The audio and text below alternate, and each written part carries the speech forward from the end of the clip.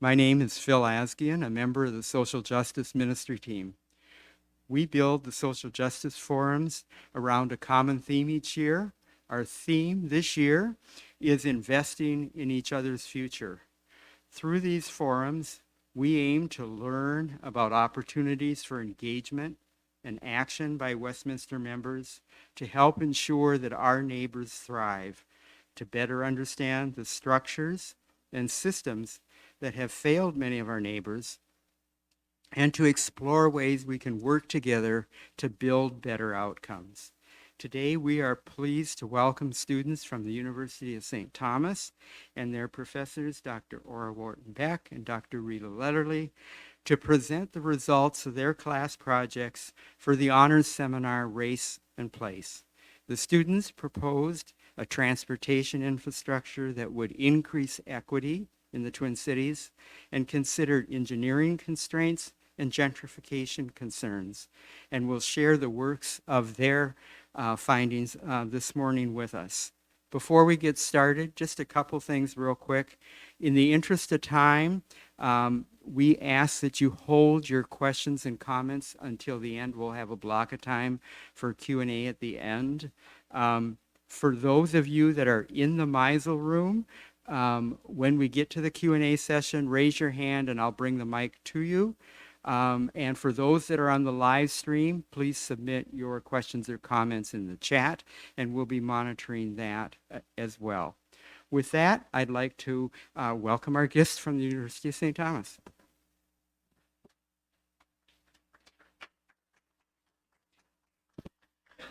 Good morning, Phil, and good morning, everyone. I am Dr. Wharton-Beck from the University of St. Thomas, and I am currently an assistant professor in the School of Education. This semester, Dr. Rita Lederle and I co-taught a class titled Race and Place. Now, this course is designed for students to use their equity lens in order to look at critical issues such as the infrastructures that separate people. We have a conceptual framework that we work from: architectural exclusion, the arts, engineering design, and social issues for communities of color. This semester, we used 4 principal texts in order to frame our conversation about race and place: The Color of Law, 2 plays, The Highwaymen, and Lorraine Hansberry's A Raisin in the Sun. We also used archival footage and other resources to help blend and make sense of exclusion. We used Rondo in St. Paul as our backyard classroom, where the students were able to see firsthand the impact of segregation within a community. We used guest speakers from the state of Minnesota, other governmental agencies, and nonprofit sectors for students to understand the importance of how equity impacts communities. We also use engineering concepts in order for students to see how obstacles and opportunities are right here in front of us to change communities. I'd like to now introduce Dr. Rita Lederle. She's our co-teacher here for this class, and take it over. All right. Thanks, Dr. Wharton-Beck. My name is Rita Lederle, and I'm an assistant professor in the Department of Civil Engineering at the University of St. Thomas. And today you're going to hear our students present their final class projects. So as Dr. Wharton-Beck explained, our students have spent the semester studying the intersection of transportation, housing policy, and race, and how often that intersection is to the detriment of marginalized groups. Our final project is meant to help students move forward, to explore how transportation infrastructure can change things for the better, to overcome previous injustices that still leave a legacy in our cities today. So this project is divided into 2 parts. in the first part, students were encouraged to really think big and bold, and they had to propose a solution, a transportation project that would increase equity in some aspect of the Twin Cities. Some students chose to focus on a specific group or a specific area, and other students were more broad. But either way, their project had to do something to increase equity for historically marginalized or disadvantaged populations. And then once they had their big idea, then we told them about part 2 of the project. And part 2 of the project was actually making it happen. So we introduced them to some really basic concepts in engineering, and they had to figure out what it would look like to make their proposal a reality. So this is an interdisciplinary honors seminar. So the vast majority of the students in the class are not engineers.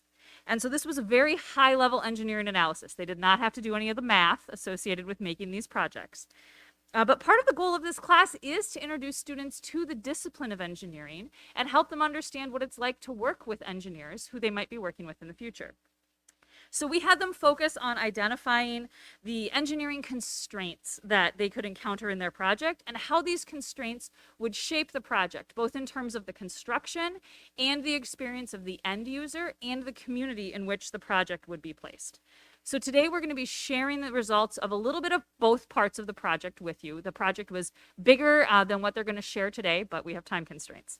And these projects span a really wide range of ideas, but they're all aimed at making changes to current infrastructure in our city with the goal of a more inclusive community. So they give us ideas of ways that we could invest in each other's future for the common good. So with that, we'll have the first group come up and start their presentation.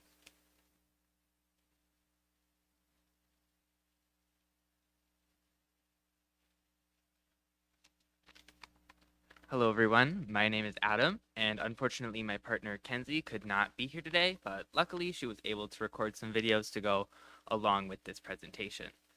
So our project is about connecting communities with light rail. And so what is our project? It is a new light rail line that is going to connect the downtown area of St. Paul to the Minneapolis-St. Paul airport. And the main route this will travel through is West St. Paul. And the goal of this new light rail line is to connect people to 2 major job and entertainment centers, the downtown St. Paul area and the Minneapolis-St. Paul airport. And the people living in the area where our light rail line goes are part of historically underrepresented groups. We chose this light rail project because we believe it has great benefits to the West St. Paul communities. The rail will connect neighborhoods that currently experience poor transit connectivity to employment and entertainment centers in downtown St. Paul and the Minneapolis airport, while also providing a more direct route from St. Paul to the airport for those who want to travel between the 2 areas more efficiently. As you can see on the current Metro map, West St. Paul is that lower right-hand quadrant of the map and has no light rail or rapid bus transit services. We are targeting our project to the underrepresented neighborhoods of the West Side community in close engagement with the West Side Community Organization to increase racial and economic equity for those historically disinvested in populations. We chose the light rail because they inherently have a greater capacity than do buses, with the goal of connecting more people from communities along the route to the 2 major job centers in the Twin Cities. So the way that this will increase equity in the St. Paul area is by providing low-income individuals affordable transportations to jobs and local resources. The Minneapolis-St. Paul Airport provides almost 90,000 jobs annually, with over 20,000 of those being directly related to on-site operations. And this also connects people to the many private and government jobs in downtown St. Paul. And in the West Side neighborhood, the demographics of that neighborhood are about 55% of the residents are people of color. 1 in 5 residents were born outside of the United States, and over 1/3 of the people who live in the West Side speak a language other than English. And these are the people that we are hoping to connect to these jobs and how we want to increase equity in this area. One of the major consequences of a project like this is displacement and gentrification. We recognize that this community has been victim of these phenomena in the past, such as with the forced removal of the Dakota people, destruction of the West Side Flats immigrant community, and historical disinvestment and displacement episodes of low-income people of color. In recognition of this, we have reviewed and will follow the Westside Community Organization Equitable Development Scorecard, which centers the voices of the people in development of the community. There are several pillars to this scorecard, with transportation being the main area that our project is concerned. The specific scorecard is seen on the right-hand side of this slide. Not only will we focus on equitable transportation in the community, we will work to ensure that affordable houses are maintained and employment opportunities are plentiful, incorporating the other pillars. The WSCO believes in this neighborhood, all West Siders have access to affordable, quality housing, opportunities to build wealth, transportation, and a healthy environment, which closely aligns with our goals for this project. So now where is this project going? So if you look at the map on the screen and follow the purple line, that is our proposed route. It will begin at Terminal 2, go through Mendota Heights, then up Robert Street, and finally stop at Union Depot in downtown St. Paul.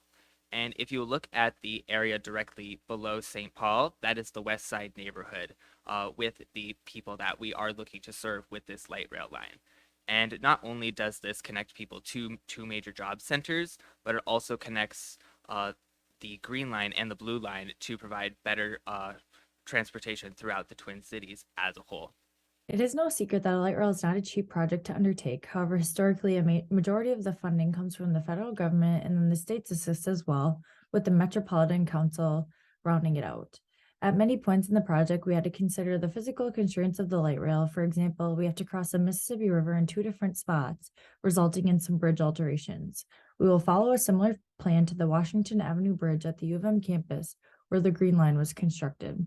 Important considerations also include the physical dimensions of the roads, cars, light rail, bike lanes, sidewalks, etc., to ensure that our project would be plausible in the space available. We use the AAS HTO Greenbook resource for these measurements. Additionally, during the many years of anticipated construction on the project, we had to consider the detours and alternate routes for the high-density traffic. Robert Street specifically has tens of thousands of cars that drive on it daily, so that will certainly prove to be a temporary inconvenience for commuters. However, our goal is ultimately that more commuters will transition to the light rail modality after it is constructed. Nonetheless, the majority populations we are seeking to impact is the underrepresented neighborhoods that will reap the benefits of an efficient, close proximity light rail system to get to work every day. Thank you.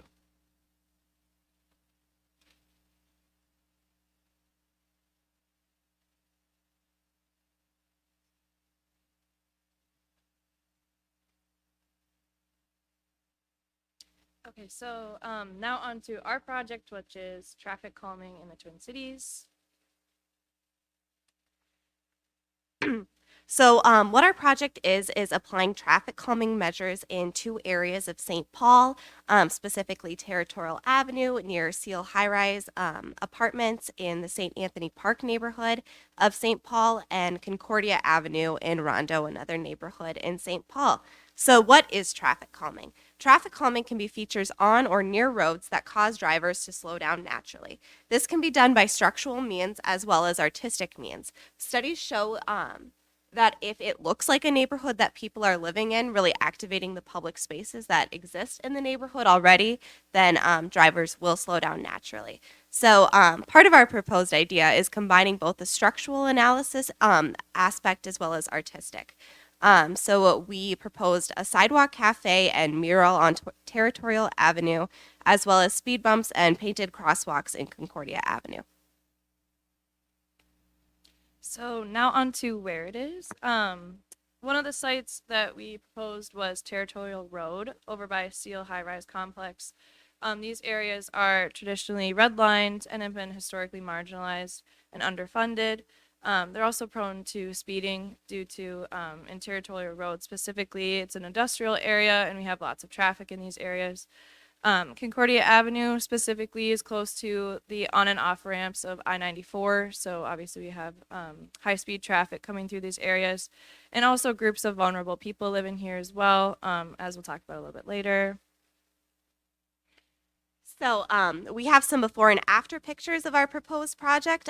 So you'll notice before there's a coffee shop, the Round Table Coffee Shop, right by the trees on the left-hand side. That is where the Seal High-Rise public housing units are. And you'll see the addition of a sidewalk cafe and the addition of a painted crosswalk as well.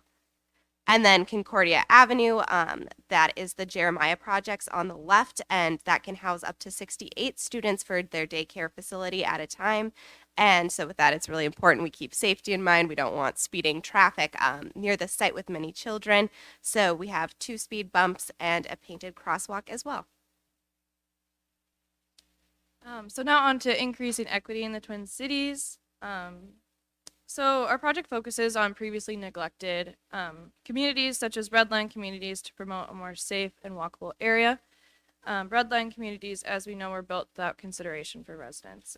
We can see that in that these areas aren't very walkable, and this disproportionately impacts people of lower socioeconomic status who usually represent these areas. And with less attention and money being implemented into these communities, there are less amenities that show that residents live in these areas. So there's less parks, sidewalks, crosswalks, all those things that show that residents live here. So drivers coming through the area might not think that residents live over here. They might think that there's less risk of speeding, which inherently is very dangerous to the residents living in these areas. So street art and speed bumps, for example, can help with speeding issues and promote traffic calming. And also implementing parks, art, and sidewalks can create an appearance of a residential neighborhood and also create a sense of community for these residents. And our project aims to create a safer, more walkable community at these sites. And our project would specifically benefit people of marginalized groups of society who typically represent these red line neighborhoods. So the demographic data that we pulled really shows and highlights the vulnerable populations that are living in this neighborhood. You'll notice in the Summit University neighborhood demographics, which is where the Rondo neighborhood is, that 32% of households make less than $35,000 a year, and then 49.3% of that neighborhood are BIPOC folks. And this survey from St. Anthony Park, the Seal High Rise, and the very close Hamden Park Apartments, both of which are public housing projects, 58% are residents over 55, and 51% are respondents were people of color. So now onto some engineering constraints. So for our sidewalk cafes specifically, there are a few things we need to keep in mind. We need to be mindful of bus stops in the area and also obey the right-of-way laws. And then for spacing of the speed bump, usually speed bumps are implemented when more than 10% of traffic exceeds the speed limit. So we need to also keep in mind that we have proper spacing between speed bumps, keep in mind of driveways, traffic signs, etc. So the painted crosswalk requirements is where we felt the most constraints. We proposed a rainbow crosswalk. We have seen lots of those in other cities outside of St. Paul. However, engineering constraints. The crosswalks in St. Paul must be within 2 double white lines and painted only 2 colors, of which have to be earth tones. So while we decided to go big, those real life engineering constraints we have to pull back a little bit. And then mural requirements, obviously, people can't just go paint whatever they'd like on the walls. You need to obtain permission from the building owner, and you also have to collaborate with the city and receive approval from the city for the design and the location of the mural. So the biggest unintended consequence that we see would be gentrification based on neighborhood beautification.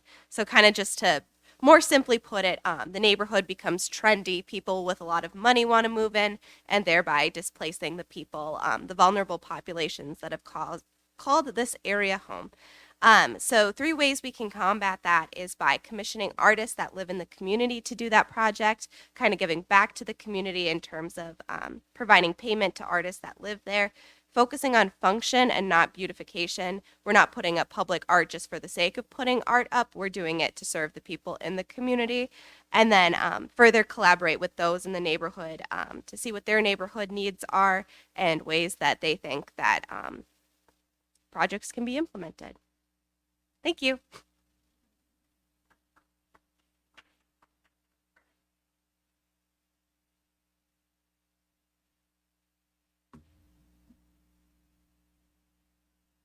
Hi. So for this project, we are proposing dedicated bus lanes for effective transportation in the Twin Cities. And our project is to propose again, as I said, dedicated bus lanes to improve transit capacity through reducing waiting and commute times and enhancing service. Um, and first, we had to ask ourselves how this increase equity. And we went through several steps to understand where we would put it. Because again, engineering constraints that we will talk about later, it's not just proposing dedicated bus lanes to every single lane. And so we started looking at first transit ridership demographics, and we understood that not everyone takes the bus in the same way. And so 34% of blacks and 27% of Hispanics report taking public transit daily or weekly, compared to with only 14% of whites. So we understand that this affects people differently based on race. And one very important thing that we learned through this class is that the path to equity may not reflect or affect equally all races, especially because in this case, people of color rely more on public transportation than whites. And so even if our main goal is to increase equity, we are not looking at the same, we're not looking to affect people in the same way. And first, also, public design is not neutral, but it has the power to reduce or increase racial inequities in the city. And we also wanted to understand the route itself. So from the moment where we understood the transit ridership demographics, we understood that we had to look at underrepresented and historically marginalized neighborhoods. And so for that, we decided that we wanted to use a route that is busy, so it would affect more people, and also that was located or connected those historically marginalized neighborhoods to important points such as the U of M, so education and other important major destinations. And so we looked at Riverside Avenue first as a strategic portion of the route. So it's an important avenue, and also we had to consider again engineering constraints. So we had to choose a route that was that we could use to do those dedicated lanes. And so the impact is that, as I talked about, faster public transportation would mean improved quality of life for those who are taking the bus. And a busy route, as I said, was a very important quality of the place and location that we wanted to do it. Means increased access to those places. So as I talked about, universities and other major points. And while we recognize that the positive impacts are many, as we can see, we also know that one of the those dedicated lanes would require more police on the streets, and that especially in Minneapolis, considering context and considering history, that may not always be a positive impact. And so again, dedicated lanes require strict enforcement so they can be used right, and more equals more police on the street, which is not always a positive point. Thank you, Luana. So every development project or engineering project will have some kind of problems, and we need to have solutions so that the project would be successful. In this slide, I'll talk about the problems, and on the next slide, I'll present some solutions to these problems. So to create a bus lane, we have like two options, whether to create a hard concrete divider or just paint the lane red or with any bright color. If we decide to go with the hard concrete, it might increase the risk of accidents, whereas if we just do red paint, then we might face the problem of like encroachment through double parking or taxis or delivery vehicles. And since it's Minnesota, we can't like forget about the snow in winter. So what happens to the lanes during winter? if we use like any extra trucks, then it might like disrupt the flow of the bus lanes, because we plan to like do it every 10 minutes or 15 minutes. But if we use like extra trucks to in that lane, then that might stop the flow. And the other problem would be budget. As engineers, we need to be really careful with budgets, because we need to make our clients happy by staying within the budget. And some general problems would be, right now Minnesota is facing like statewide bus driver shortage. So if there are like no bus drivers, then we can't like run bus every 10 or 15 minutes. That would be a huge problem. And increasing riderships means there will be more people in the bus, which means there will be a lot of crimes too. And crime means it will decrease the ridership. It will scare bus drivers away from working as a bus driver. So less ridership means it will be it will result into service cuts. That means people from low income or let's say students would have to buy a car, which not might always be possible. And the other would be, is our project disabled friendly, and does it cause gentrification? I'll discuss about that in the next slide. So like I said, hard barriers might cause like accidents, so we decided to just paint the lane red, and it might increase encroachment. So to avoid that, we'll be implementing strict laws and fines to whoever tries to do that. However, we'll be letting like delivery vehicles and taxis to stop in the lane during off-peak hours, so that the businesses who are next to the lane would also be happy with our project. And to plow the snow, we'll be using the snow plow in the buses, so that we don't have to like call any extra trucks to disturb the flow of traffic. And to attract more drivers, uh, will like have competitive pay and better benefits, and also provide them with security by coordinating with law enforcement agencies that will also be attracting a lot of riders. So talking about disabled friendly, we'll be allowing the access or ride van that carries disabled people to run in the bus lane. That would be a win-win situation for everyone involved. And I'd like to conclude our project by giving a real life experience of myself. So if I have to like commute from my home to school, it will take me 45 minutes by bus. But let's say if I bike, it will take me 45 minutes too. So a lot of people are like wasting their valuable time on public transportation in Twin Cities right now. So our project right now is a small scale project, but can we make it in a bigger scale, and would it be realistic? I would say yes, because some streets in Minneapolis have already started making bus lanes, and a lot of like major cities in US have already started, not started, but is already like successful in those cities. So that means our project would actually be helping people who have been a victim of gentrification, or like working class people, because our project is for the common good. Thank you.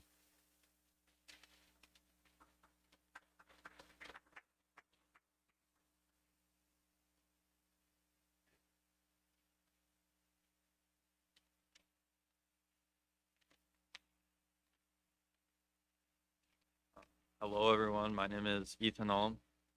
And I'm Jenna. All right, so our project is a connectivity project, and it has three main parts. The first being a road diet along Zane Avenue North from Brooklyn Boulevard to 63rd Avenue. The second being adding a barrier between the road and the sidewalk on the bridge across I-94. And the third aspect is increasing the frequency of buses along the 724 and 760 route. And the goal of our project is to increase the connectivity of the neighborhood and to help families get to work and get groceries without a car. All right. So one part of our project is a road diet that we would be planning on implementing on Zane Avenue, running from Brooklyn Boulevard to 63rd Avenue. This stretch would consist of a 2-lane road with a designated left turn lane in the middle. Both the south and northbound lanes would be 11 feet wide, with a turn lane of 12 feet. The reason behind reducing the road down to 3 lanes is to increase the accessibility for both young and old people crossing the street, just making it easier to walk and to get different places. For instance, parts of the road, excuse me, near the schools already are reduced to 3 lanes, which again just makes it easier, especially for young people trying to get to school to cross the street. We also plan to add a 3-foot grass buffer between the road and sidewalks, just to provide a little extra safety for commuters. In addition to this, we would widen the sidewalks to 6 feet, which again allows more space for pedestrians and just makes the experience of walking a bit nicer and easier. We would also plant some trees on the side of the roads just to improve the aesthetics of the area, and again encourage walking and just make the experience overall more pleasant. All right, to help with kids crossing the street, we're gonna also add another pedestrian crossing. And from the money that the school district is gonna save by having kids walk to school, they can use that money for other beneficial school projects. Walking to school will help students get exercise if they can't afford to be in extra school activities. So right now we have the picture on the left is where we want to place it. In the middle, it's what the street looks like right now, and what on the right is what the proposed design is. So the pedestrian crossing is almost like another stoplight, in the fact that like the pedestrians would press a button and then the lights above it would flash, alerting the drivers that there were pedestrians above there, making the pedestrians feel more seen by drivers and hopefully making them feel safer.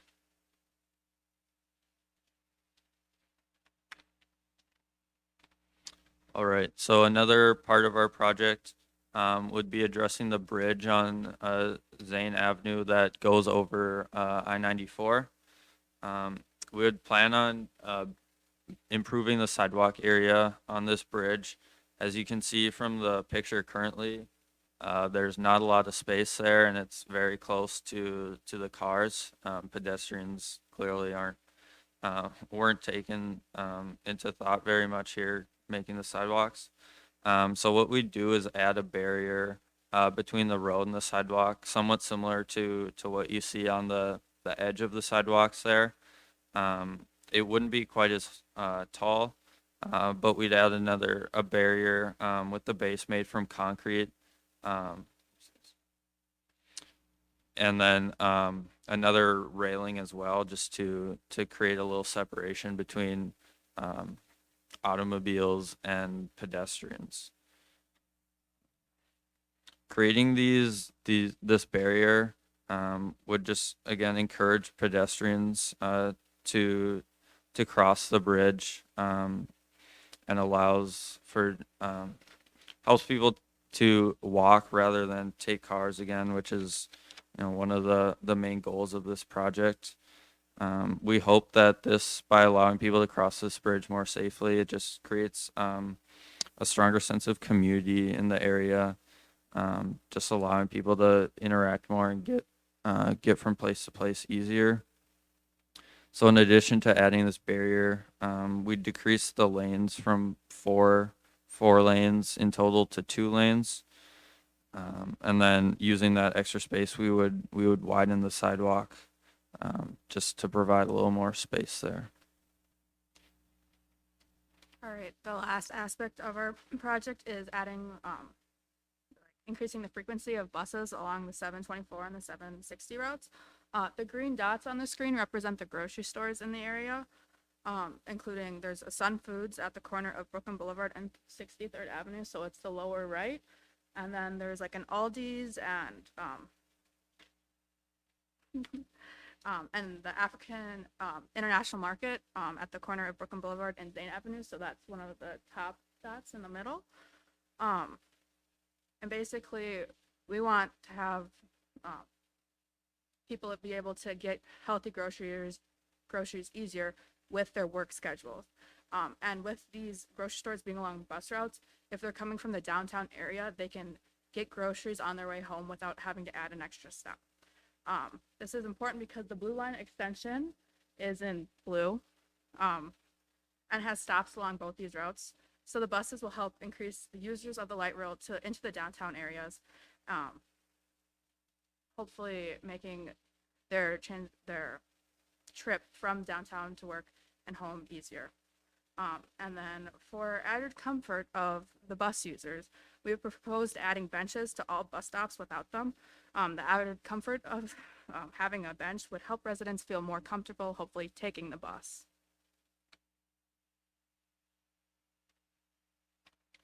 All right.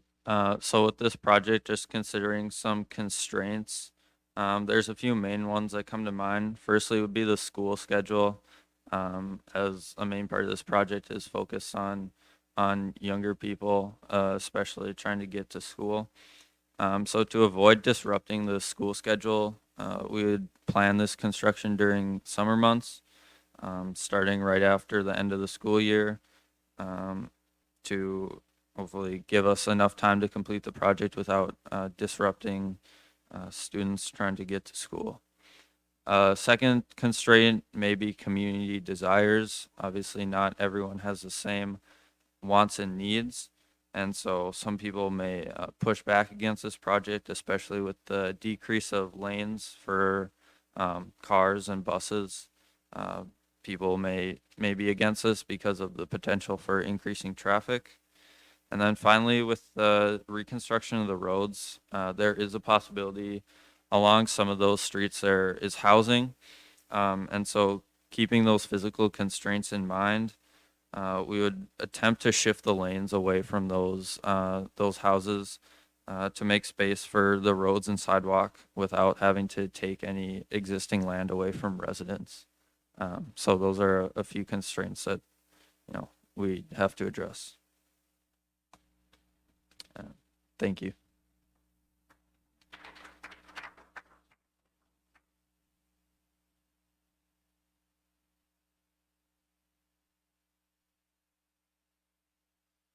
Good morning. I'm Jack. And I'm Quinn. Today we're going to be talking about a redesign of the bus system in North Minneapolis. Before we start, I'd just like to quickly talk about why we chose this. Transportation means mobility, and mobility is essential for obviously your basic needs like food and going to the doctor and basically just staying alive. But having mobility also provides other things like economic mobility. Without the ability to get around your own city, you're not going to have the opportunities to move up, to really expand and get out there. So this is really important to us, and I'll let Quinn take it. So we wanted to focus on food deserts because of the disproportionate impact on BIPOC communities. Black individuals and families in the United States are 50% more likely to live in a food desert than white individuals and families. And there's also a disproportionate impact on Indigenous communities, and they're very overrepresented in food deserts. There's different definitions for a food desert based on if you're talking about an urban or a rural environment. So for the purposes of this project, it's obviously an urban environment. So 33% of the population must live more than half a mile from a grocery store, and that's in walking terms. And normally in food deserts, the only food options are overpriced and unhealthy. There's normally a lot of convenience stores and fast food restaurants, and those are the only food options available. This obviously creates health problems for the entire community and lifelong health problems. People are not getting the nutrients they need, and this causes problems for kids in schools, people at work, and then obviously with healthcare costs in this country, it's not reasonable for these people to be experiencing so much malnutrition. And then we focused on these 3 neighborhoods in North Minneapolis that have all been designated as meeting the criteria for a food desert.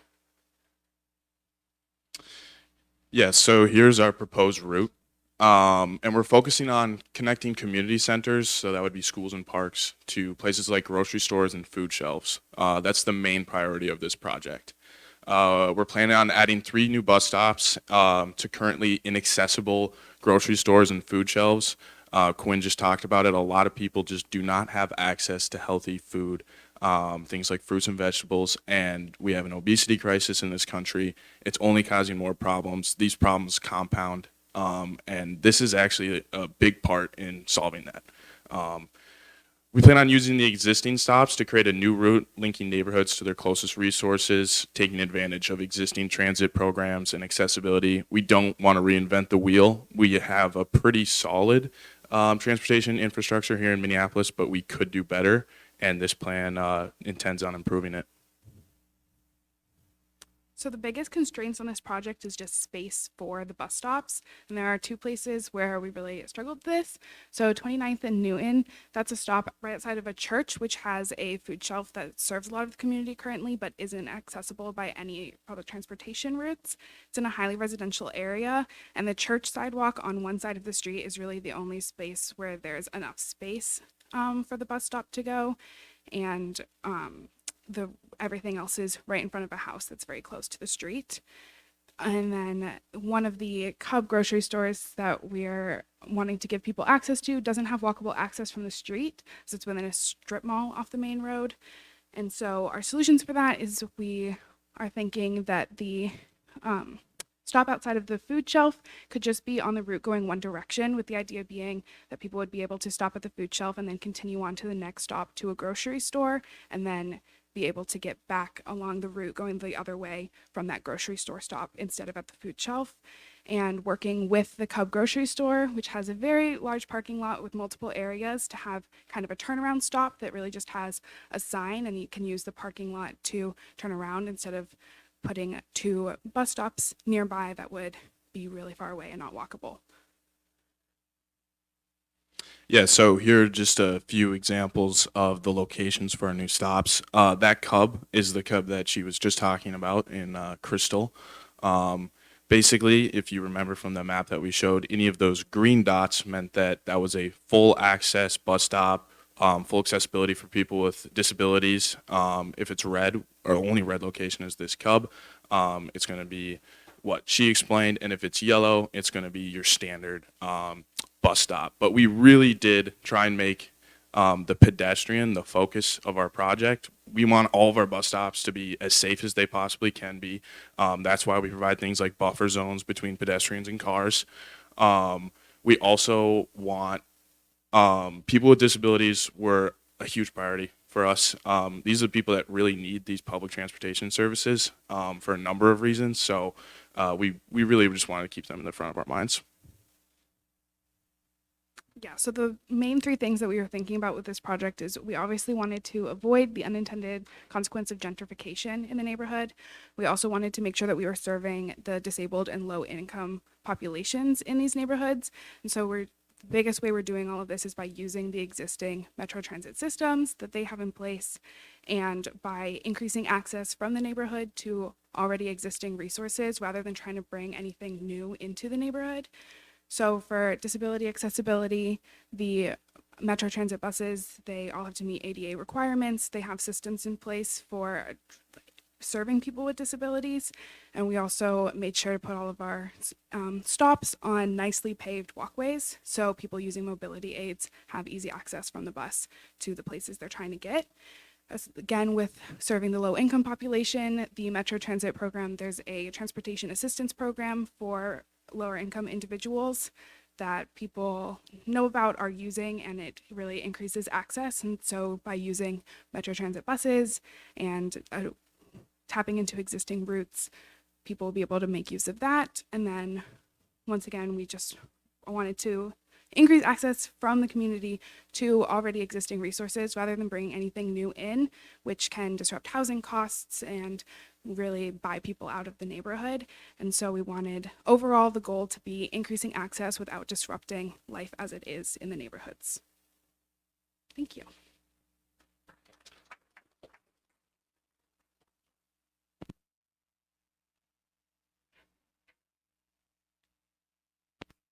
Thank you very much. And with that, we would love to have any questions from either the audience in the room or online. And I'll bring the mic to people with questions in the room to start with. This was fascinating. Thank you so much. I would be really interested to hear from a couple of the students about how you did your research. So, I mean, how does one even find out that pedestrian crosswalks have to be, in earth tones, or that there's a bus driver shortage in Minneapolis, or that that bus stops require a certain amount of space? So. I realize probably not everyone can answer that question, but I'd love to hear a little bit about that. For me, it would be like personal experience because, like I said, I use the bus to go to school. It takes me like 45 minutes, and like starting from this month, it might take longer because right now they are like publicly saying that the bus driver shortage is like way big. So they even like in like every bosses they say now hiring this much bonuses, so that was like a personal experience for me. And even the class, like how Dr. Lederle and Dr. Aura, all the topics we had was really helpful to make this project. Anybody else? Also, your questions with the engineering constraints. There is a guidebook out there that tells you exactly how big everything needs to be. So, like, if you're building a road, how many feet wide does a lane for a car need to be? For a pedestrian sidewalk, how wide does that need to be? And it gets very specific about pretty much anything you would want to build as far as transportation goes. So that was a resource that we used. So, Joe, you've been monitoring the live stream. Do you want to chime in with anything that might be there? Oh, I'm sorry. So I do a lot of my classes are in the humanities, so I've never had to do anything with engineering. And so I think our group also, we were like, oh, go big, go big. And then we were like, oh, we realized these constraints are out here. But you can Google almost any project that you could imagine and write specifications after it, and you will find long, like very legal analysis of what everything needs to be. And it's actually a great and really interesting resource. So, yeah.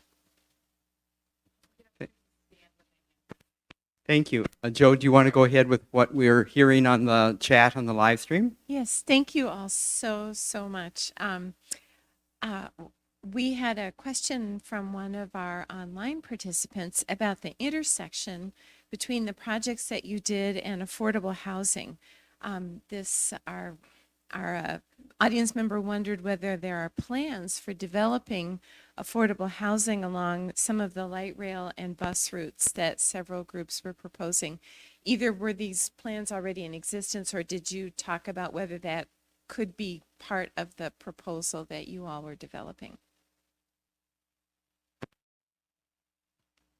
Yeah, for me and my group, we had the light rail proposal, and we are going through the West Side neighborhood. And part of our resource, we found the West Side Community Organization, and they talked a lot about potential development in their area, and they also had that scorecard as a resource, making sure any development in that neighborhood is equitable and helps prevent gentrification. So we did like our proposal doesn't have plans for developing housing, but it is definitely possible. And with the light rail development, it does seem that housing would be something attractive to build there. And of course, affordable housing would be the most desirable option. Anybody else want to add to that? Okay. Another comment back here. Thank you. Thank you. This is maybe off the bat, but your thoughts made me think about this. Years ago, actually, we stopped the use of photographing people breaking the law because, quote, you couldn't tell who was driving. Well, I'm sure that the technology is available where you could shoot the front and back of a car at the same time. And if you were doing that, that would certainly add to the ability of better control of speeds on your plans and not having to necessarily increase police officers on those routes. So my question is, did you give any thought to this, or have you, or should we? Anybody wish to respond to that?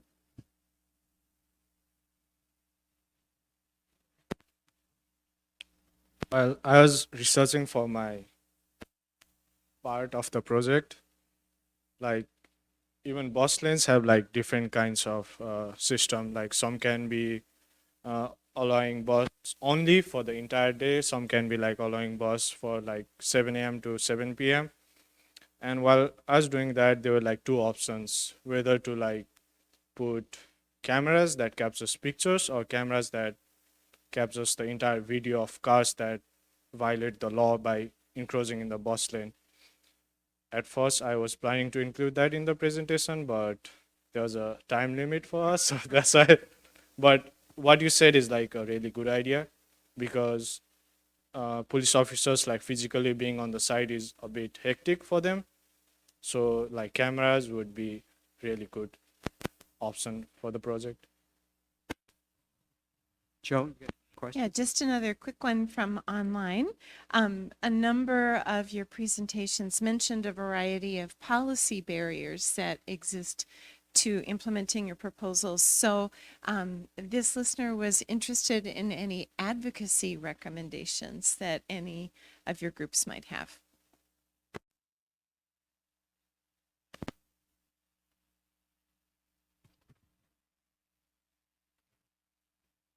So any input from the students or on advocacy ideas and proposals, or from Rita or Aura?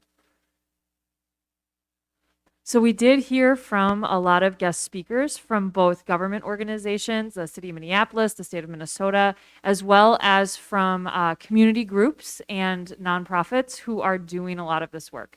So I think we did see a lot of opportunities in the class where we learned ways that groups are looking at this, both how policy gets made and then how policymakers get input. And the way that input is collected, we learned, is really changing a lot. There's a lot more focus now on community input, specifically when you're developing a project. And then we also heard from the groups that give that input, how they go about doing that. So that was definitely a focus in this class. I think you had a question first, Autumn. It's not a question, but just suggestions. In North Minneapolis, yes, there is a dessert area, no fresh food, but to connect to the grocery store, I think there is that issue of cart inside of the bus.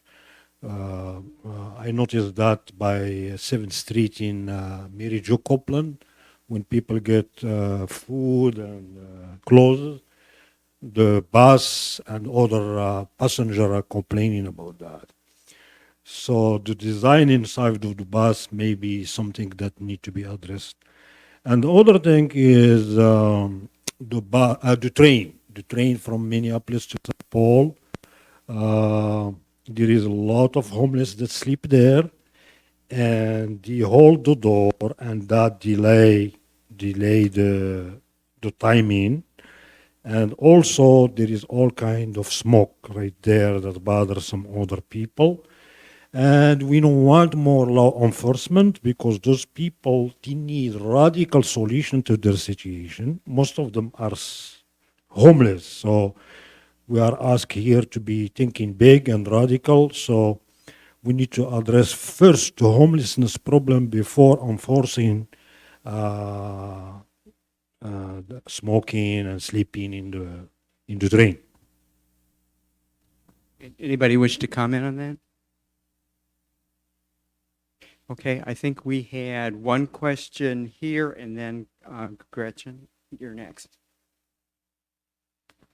I don't know if you've gotten this deep into it, but I work at Century College, and whenever we do any sort of thing, we have 2 counties we have to deal with and 2 cities we have to deal with. And so I know that many of your projects crossed into various suburbs. Did you run into, or have you thought of anything where in this suburb you must do A, you get to the next suburb, you can't do A? And so have you thought of anything like that or run into anything like that? Anybody experience that along the way?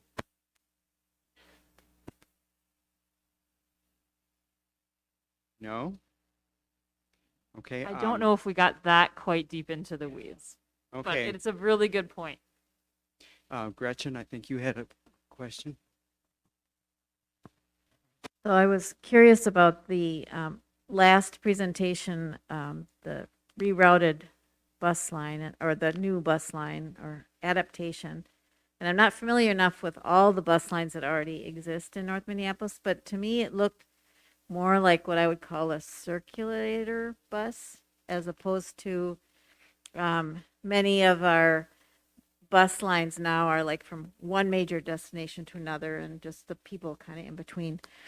And I'm wondering, my question is getting to what do we do? What did you discover, or what do we know about the policies of setting bus routes? I know that when the tornado came through North Minneapolis, I worked for the city at the time, and we actually got a circulator bus because people couldn't get from where they were to where the resources to help them cope with that situation were. And so it was something that the bus system hadn't laid out. And what you're laying out is similar to that. And so I was wondering if you ran into or got as far as figuring out if there are policies about transit that keep us from helping people get more inter-neighborhood usefulness out of transit. Anybody wish to respond to that one?